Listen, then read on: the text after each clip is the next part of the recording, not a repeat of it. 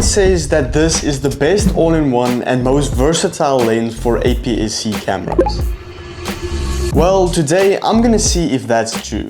I'm gonna be going through everything from build quality, stabilization, taking photos, taking videos, and if this is really such a good lens as people says. So let's get right into it.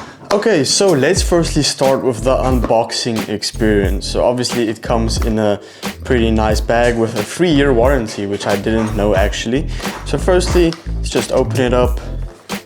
And what you'll be greeted with is with just some documentation, probably regarding the warranty. I'm not going to read through everything right now. And then the actual lens itself. Now it is very properly in there. I think they just wanted to make sure nothing happens with the lens. Okay, so there we have that. And that, just take this out of the way.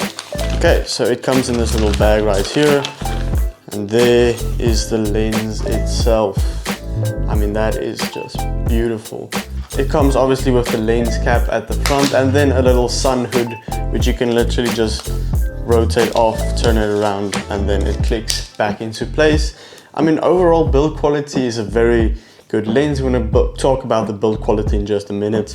Have the back cover as well, as you guys can see there. So yeah, for overall unboxing experience, not bad. Okay, so the next thing I want to talk about is the build quality itself. Now, me coming from the Sony kit lens, the 16-50mm, this is a major upgrade. I mean, it feels premium in the hand. Obviously, it's not made of full metal. It's more of like a hard and refined plastic, but everything from the clicking and the zooming, everything feels premium. It's not like it's gonna fall off and it feels weird or fidgety or anything like that.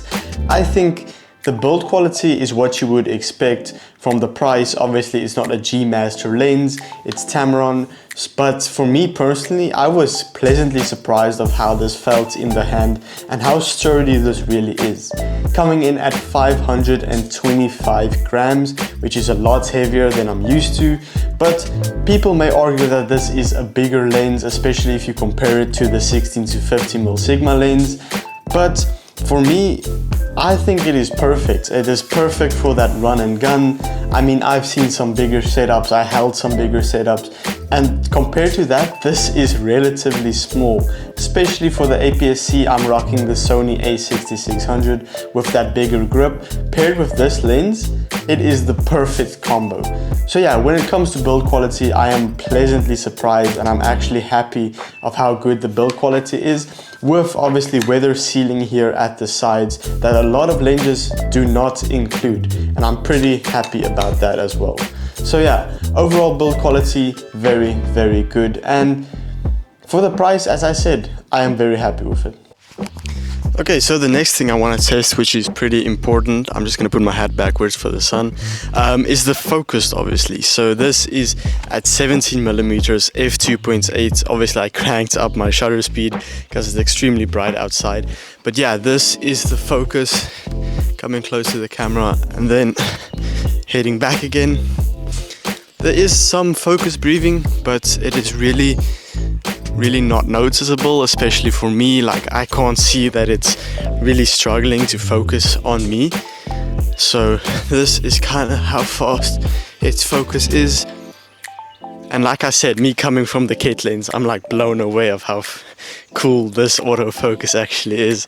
Okay, so right now I am at 70mm. Obviously still at f2.8. Now please note that the sun is very harsh, so the image might not look that good, but the sun is very harsh. So this is at 70mm, as you guys can see there. A bit focus breathing, but look how beautiful that bokeh is, eh? That is just crazy, and then walking away again. So yeah. Okay, so another thing I want to talk about is going to be the stabilization, or as Tamron call it, the vibration compensation of this lens. Now you are watching me currently from the Tamron 17-70, just keep that in the back of your head. Now, a big reason I bought this lens and not like the Sigma 16-50 is because of the stabilization. Now, a lot of people have pointed out in my other videos that my Sony a6600 already has built-in stabilization, but I just thought because I don't have a gimbal and I shoot everything handheld, I thought the pairing with the 6600 with the Tamron 17-70 is gonna be great for extra stabilization. Now I'll show you some clips here of me just going handheld. So firstly, this is stabilization turned off completely in my camera and me just simply doing a pan. So as you guys can see, it is definitely not bad, but you can see some minor shakes and everything like that. Now let's quickly turn on in-body stabilization and see how it looks.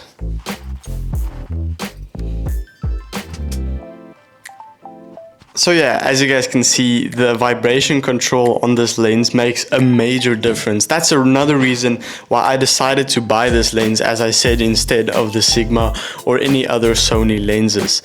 Okay, so let's talk about the zoom range. Now this is the main reason why a lot of people may buy this, is because of that versatility. Now prime lenses are great. I mean, they give you good autofocus, they give you good f-stops, but they're not versatile at all.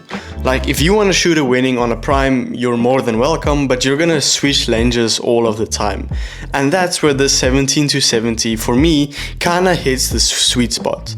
Because at 17mm, like you're watching me right now, it is wide enough for my talking head videos or even vlogging, and I might note vlogging on this lens is an absolute dream. It is a bit heavy, so your arm might get a bit sore and everything like that, but it is completely possible to vlog with this lens at 17mm with that extra stabilization built in. And then obviously pushing in all the way to 70mm gives you a whole wide range of 24mm, 50mm, and then 70mm. And the great thing about that is that constant aperture of f2.8. Now with the zoom range aside, how do the videos even look? Well, it kind of blew me away. Like, as I said, me being used to the kit lens, filming with this is like a whole different experience. Because of that lower aperture, you can just have so much more dynamic range in your videos. Like the other day, I quickly went to a wedding where I was used to, like, when it's such low lights, my footage is going to be graining no matter what I do. But with this lens, that footage was crystal clear, focusing everything, and the lights were dark. So yeah, the videos is gonna be crispy no matter what. Pairing it with a good APS-C camera, you really can't go wrong. But what about the photos? Now pairing that versatility with that low aperture and the good camera body, your photos is gonna be next level. I mean, I was already surprised. I just took a photo the first time and I was like, I don't need to even edit this.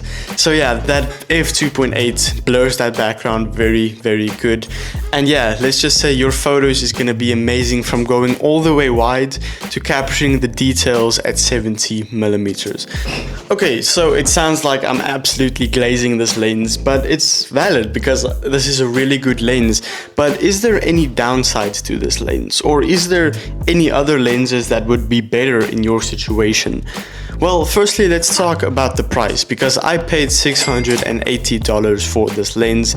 And me personally would say for $680, buying such a versatile lens, I think that price is not bad at all. Now, a lot of you may argue that the Sigma 18-50 f2.8 is a cheaper lens, and it is, and it's still a good lens, but it doesn't have so much versatility with the stabilization and all of those things built in. So yeah, is there any downsides?